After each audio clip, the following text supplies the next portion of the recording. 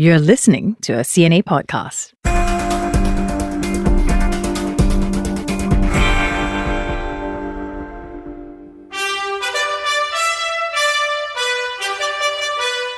That's the national anthem of the People's Republic of China. It's called the March of the Volunteers. Now, when I lived in Beijing, it was the soundtrack to my mornings. My apartment sat across from an elementary school, and I heard it every weekday. The tune was played for the first time as the country's anthem at a World Peace Conference in 1949, just days before the founding of the People's Republic of China.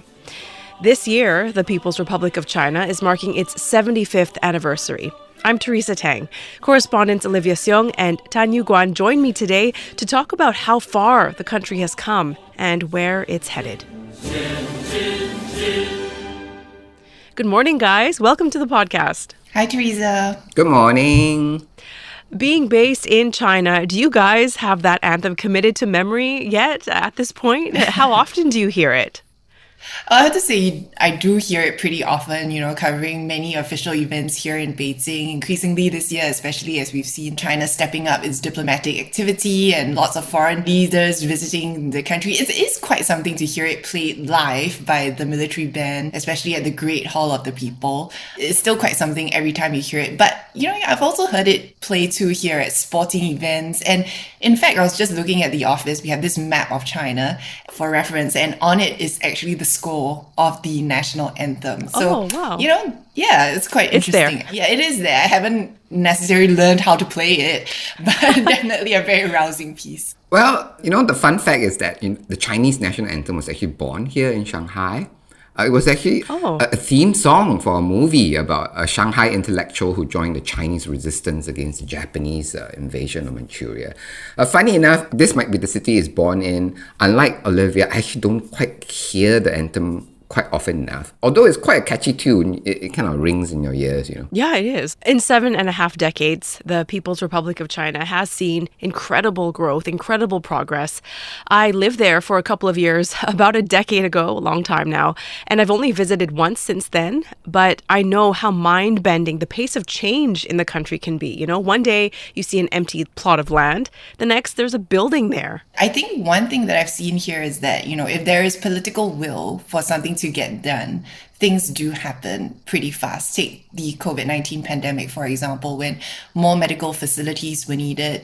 China mobilized thousands to build, temporary hospital facilities next door to where I live. Suddenly a testing center would pop up. And when China wanted to build its electric vehicle market, it put in the money and resources so that it's really leading the pack today. But that also means the reverse, that things can change very quickly here too. Industries that are in favor one day and in one period of time can be out of favor in the next. Take those, regulations that we saw on tech firms or the Chinese tuition industry that came down very hard, and effectively the Chinese tuition industry was put out of business very quickly. Or, if something is no longer deemed a priority for the central government, then things may not move. But no doubt here in China, things move fast. I've only been living in China for about 5 months now. Unlike Olivia, who has been in China for years and years, I lost count. But I have visited China multiple times for both work and play for the last 15 years or so. I recall in one of my documentaries made in China, my second actually, Living in a Bubble, I wrote, half in jest, that China's national bird should be the construction cranes. I mean, there were a lot of construction cranes when I came to make that documentary. Funny enough, I later found out that the real national bird of China is actually a crane, but the red crown crane. That said, I do feel that the pace of construction has slowed a little bit. You still see a lot of construction cranes, but given that, half the malls here are empty of shops and sometimes of people, I think the pace going forward would slow somewhat. In some ways, first-tier cities like Shanghai is facing a saturation point, and the heady double-digit growth rates of the past decades or so are long gone. Well, we can't talk about change without talking about Changsha, dubbed one of the happiest cities in the country. Olivia, you spent some time there. Why is it so significant, and how did it earn that title? Well, we had been thinking about how to tell the story of where China is at as it marks its 75th founding anniversary. And as we thought about it, this has really become a story about China standing once again at the brink of new frontiers. And people often say to understand the future or what happens next, one has to also understand the past. And Changsha is the provincial capital of Hunan province in central China. It's not as well known as some of the bigger first-tier cities like Beijing, Shanghai, Shenzhen, Guangzhou, but there's a very rich history in Changsha that it's very proud of. One of its claim to fame is that the former late founding leader Mao Zedong spent his formative years studying in Changsha, which some argue was very key to giving him his revolutionary start, and then later going on to found modern China. His hometown, in fact, just 100 kilometers, in fact, away from the Changsha city in Shaoshan. And in Changsha, if you go there, there's a 32-meter tall bust of a young Mao Zedong in the middle of an island in the city, which has now become this huge tourist attraction. It's just packed. People taking photos or taking a cruise to go around and get a view of it. And the train station there also has displays which show his footprint in Hunan province. There are restaurants that serve his favorite dish, supposedly, of braised pork belly. Mao also famously wrote this poem of his called Changsha. And the city today, though, probably is quite different from what Mao had experienced at that time, a time of great political and social upheaval. And Changsha as a city has also, for myself personally, piqued my interest for a very long time. And I've come to find for many others here. And I have to confess, I do enjoy watching Chinese variety shows a lot. And many of which have been produced by the Hunan Provincial Television Network, which is located in Changsha and is seen as a real pioneer of the industry. And these shows, talent shows, variety shows, filmed in Changsha have really helped to up the profile of the city through pop culture, and Changsha has become known as China's entertainment capital. What's also fascinating is that Changsha, the central region of China, wasn't always so vibrant of a city. It's previously had, low value industries, as much of China's resources in the 80s and 90s were focused on China's coastal regions during its reform and opening up era. It was only in 2004, under what was dubbed the Rise of Central China Plan, that the region started benefiting from more favorable government policies and started to develop. And we saw Changsha also has now very diverse pillar industries, from smart manufacturing to heavy construction machinery. Changsha really seizing on this opportunity, and it entered the prized trillion yuan GDP club and was named a new first-tier city in 2017. And I spoke to Dr. Chen Gang, who is the Deputy Director of the East Asian Institute at the National University of Singapore, who helped us put it all into context and what this means for the central region. We already see that many of the first or second tier cities in the coastal areas already reached a kind of growth limit. But for the second and third tier cities in the inland provinces, actually, there are huge development room, population refocusing in those areas. We often hear about the population problem in the country, right? But that's not the case in Changsha. Your report found that this region is witnessing incredible population growth. What did you see on the ground there that told that story, Olivia?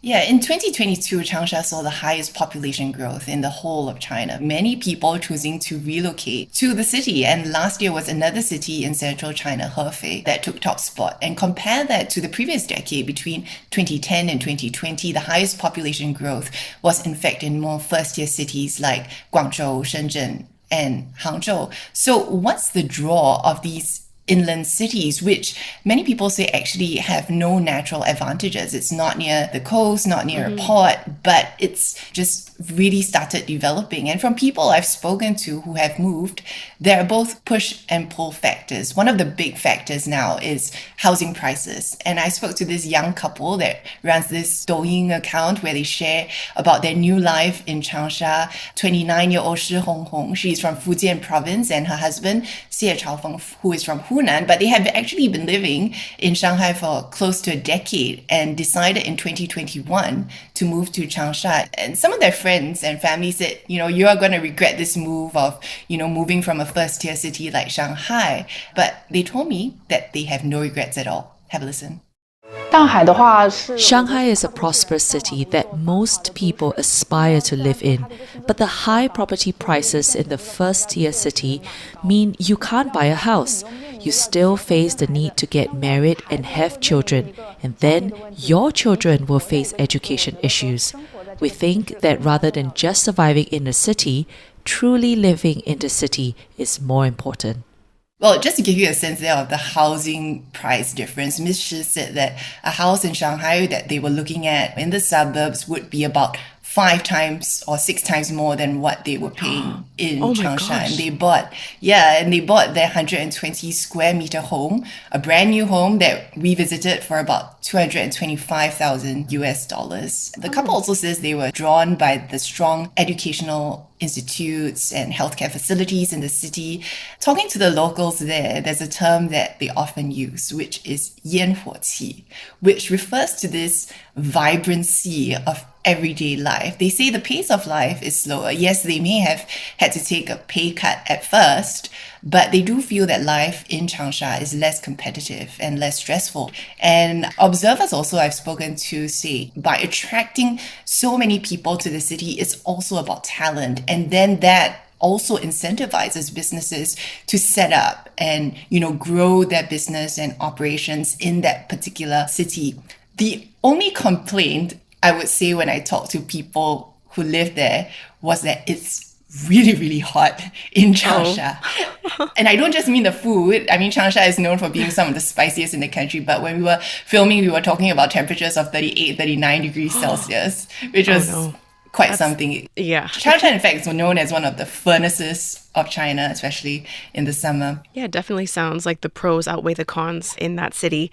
Guan, let's talk about the story you filed. So China, we know it spawns all sorts of viral content on social media, and you focused on one very quirky song in particular about a blogger who was unhappy about his nose job. Listen to this snippet.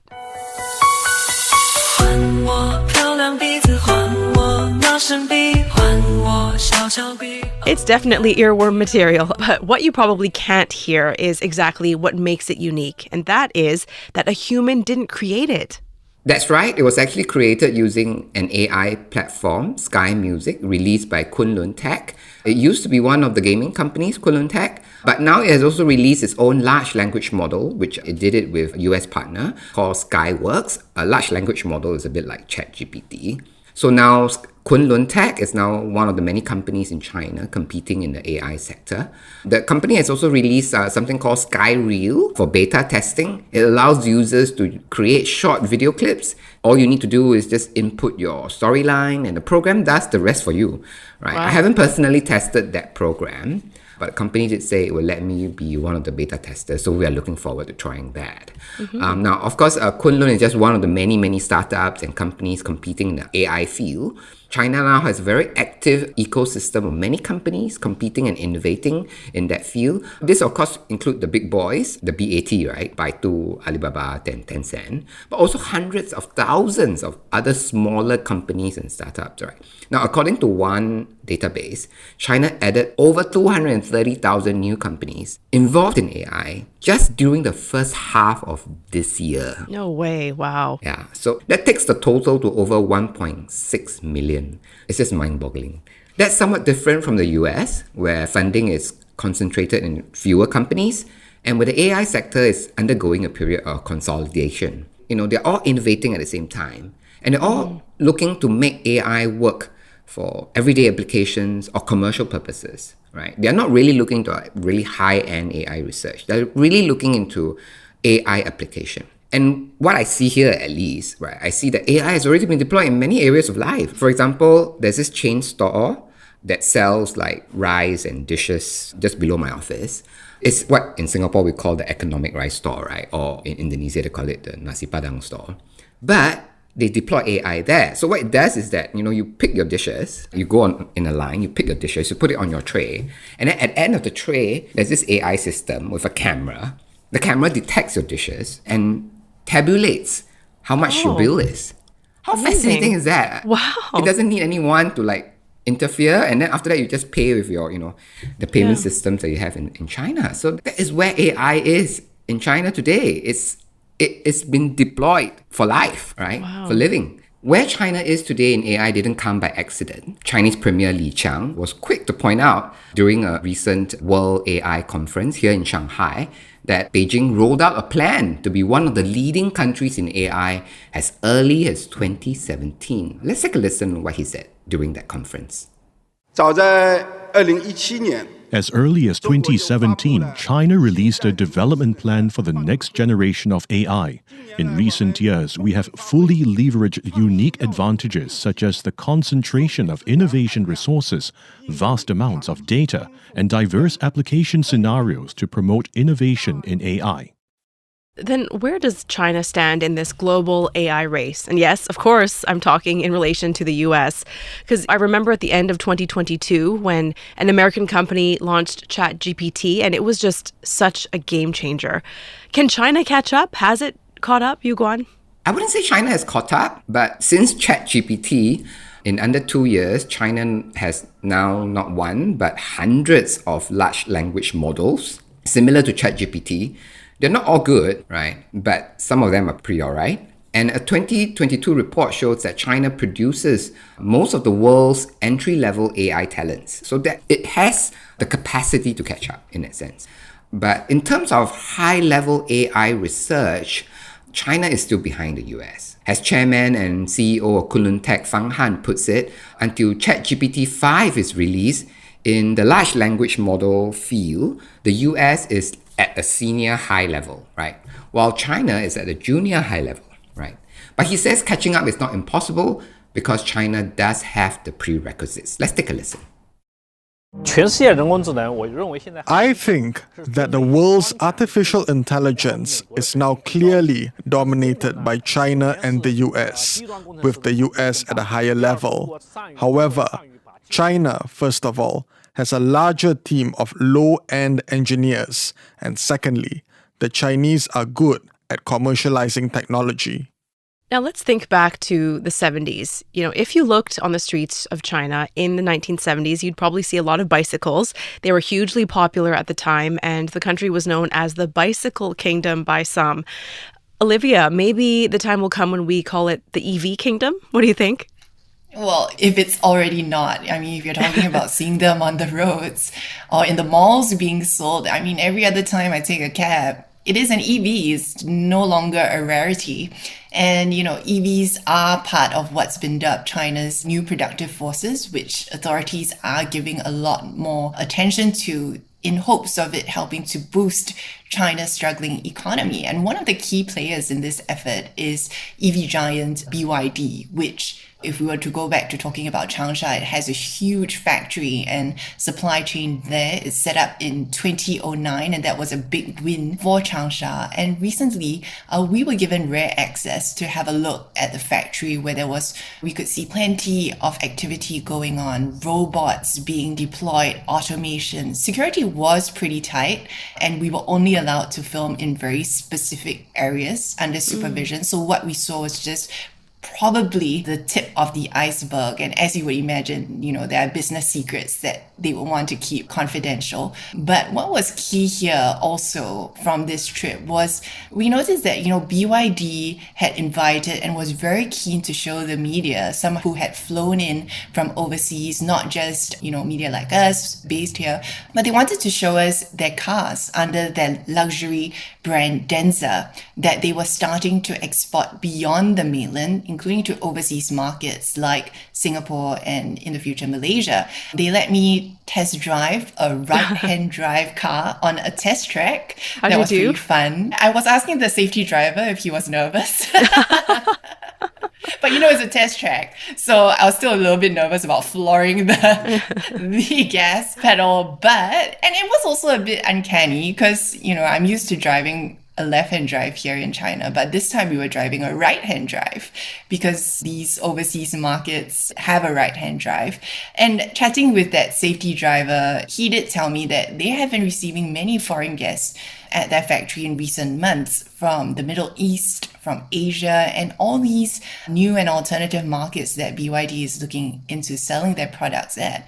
Because we do know that China's EVs are facing those tariffs from the US and EU amid accusations of overcapacity. That's something China has denied. But moving forward, Changsha and Hunan province also as a whole is looking at stepping up cooperation with African markets and stepping up its exports also to boost its economy. And this push comes as the central region has been called on to play a bigger role in driving China's economic growth. And this call coming from the very top level, Chinese President Xi Jinping himself, when he visited Changsha earlier this year, because we do know that the central region's growth actually fell behind other regions except China's northeast last year following the COVID-19 pandemic. And this really is perhaps a microcosm and the story about China as it looks ahead beyond its 75th founding anniversary, as it really seeks to try and transform its economy from just being all about mass producing to looking more at innovation and science and technology that Guan was talking about as well. Guan, the country has ambitious goals. That much is very clear. What isn't so clear, though, is how it's going to stay true to its socialist principles and preserve its culture amidst all this change. How does China's Communist Party intend to do that? Wow, Teresa, that's a big question. I mean, the party decision-making process isn't exactly the most transparent. But party leaders have made it clear that AI will be regulated. Li Qiang himself said during a recent AI conference here in Shanghai that authorities here will make sure that the technology works for the people. In this episode of CNA Correspondent, I tried one of the large language models myself, and I found myself hitting a brick wall when I was searching for some rather innocent questions related to the country's leaders. Now, the fact of the matter is, it's really no surprise that China would want to control AI chatbots. After all, the country is most afraid of one word, and that word is luan, or chaos, right? And to prevent that, it has usually used the control of information as a means to that end. So, I mean, chatbots are about information, right? So it's really not a huge surprise that it's going to be facing controls in China. And there are also other aspects of AI that are so fundamental to the ruling party that it must keep this technology under its control.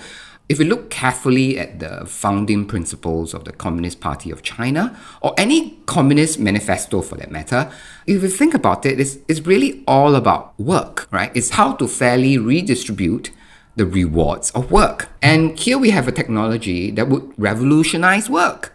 It could end up putting power into those with capital to harness it, for example. Right, so the government, while it wants to harness the technology, it also wants to make sure it does not upend the country's communist roots.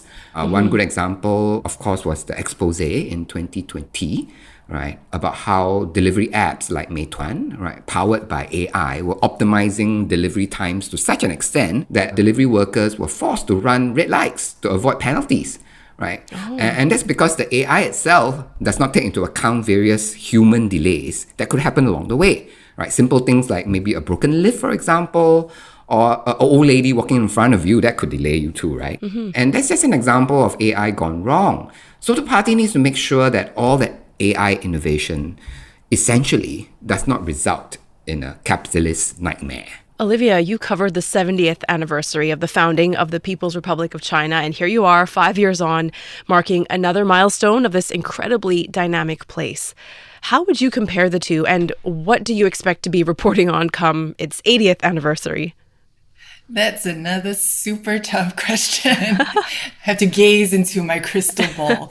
But, if I were to talk about the 70th anniversary, it's still a very vivid memory for me. It seemed like just yesterday, but a lot has happened, And if I were to think about it, it was a different time. I remember at that time, we covered how China celebrated this occasion with a huge military parade and celebrations along Changsha and at Tiananmen Square, state media headlines talked about this new message to the world showcasing China's achievements in the past 70 years. President Xi, in his speech at Tiananmen Square, saying that there is no force that can shake the foundation of this great nation or stop the nation from forging ahead. Of course, celebrations traditionally are bigger scale and more grand when it comes to the round numbers, such as the 60th or 70th. The 75th anniversary this year, we're not seeing a military parade, and it comes at a different time for China, at a time when there are profound changes and challenges going on. The biggest challenge perhaps is China's economy. There are questions now about whether China will be able to meet its growth target for this year of around 5%. It faces increasing geopolitical challenges and this deepened rivalry with the US, and with the US election coming up, how that's going to play out. The government, though, has laid out plans to boost its economy. We've seen it raise the retirement age, introduce aggressive monetary stimulus measures. It's talking about pushing science and tech innovation. So what will happen at the 80th anniversary? I think it really all depends on how all these plans play out, as China knows it has to transform and to meet the challenges of tomorrow. Also, what's interesting to watch is how the Chinese people themselves feel about all this, and whether their aspirations can be met in terms of being able to start a family, own a home, even things like the wealth effect that people are talking about. Do they feel their quality of life has improved? And that's a very important part of the social compact between the Chinese leadership and the people.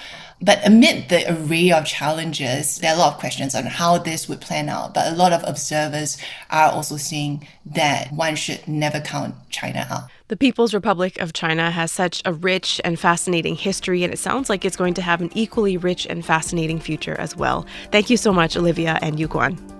Thank you. Thank you. And a reminder that the TV episodes of CNA Correspondent air every Wednesday at 9:30 p.m. Singapore, Hong Kong time. Do head to YouTube and CNA.Asia as well. That is where you're going to find all of Olivia's and Guan's stories. The team behind this week's episode is Saya Win, Clara Ong, Crispina Robert, Craig Dale, and myself, Teresa Tang. Thanks for joining us.